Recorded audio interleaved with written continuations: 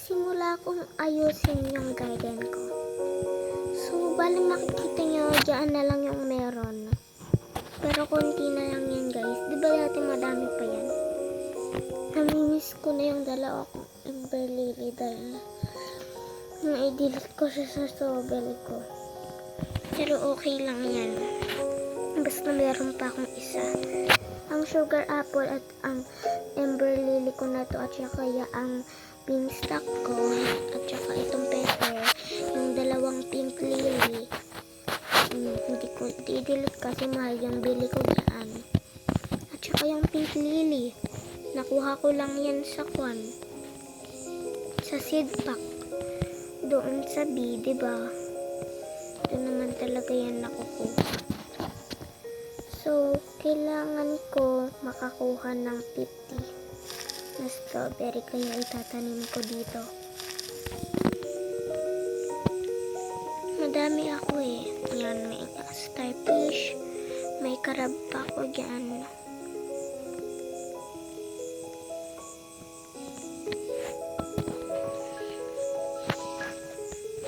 So, bali makikita nyo, mahal kasi yung beanstalk at saka mamimiss ko din siya pag dinilit ko siya.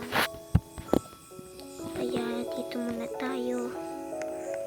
Libot-libot sa garden ko.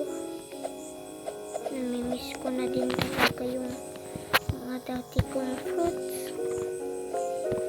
Pero kailangan eh. Wala na kasi ako lalagyan.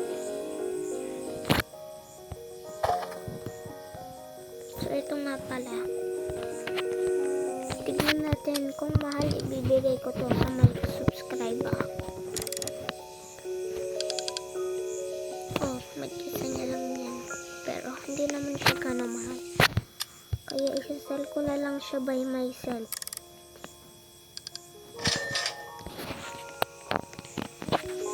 Bali milyon na nga ulit yung pera ko kasi nag-iipon ko. Para naman hindi tayo ma-bored. Ano to? Moonlit? Ganun ba ang moonlit sugar apple?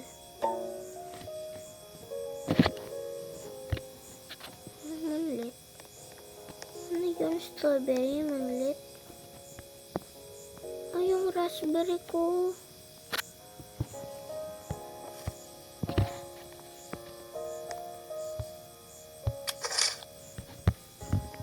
Ayoko din naman kasi magkaroon ng raspberry. Pero karma lang yan. Ayoko talaga. Kaya kukunin ko na tong pink lily ko, moonlit. Diba ang ganda niya? Ito naman yung real pink lily. Okay, mamaya. Wala naman akong gano. Siyempre, I want to sell my inventory na. And I want to sell this too. Mas mahal pa ito eh. Oh. Mas mahal pa to sa beanstalk, pero mas mahal yung beanstalk. Ito na nga pala yung crab ko na 18 years old na at saka yung sea turtle ko na 18 years old na at yung flamingo ko na 18 years old na. Ito yung laging tulog ng tulog eh. So, bali ngayon ang side ko na. Pero ang bali nga ngayon, pakakatanim pa naman ako. Kaya bye-bye na.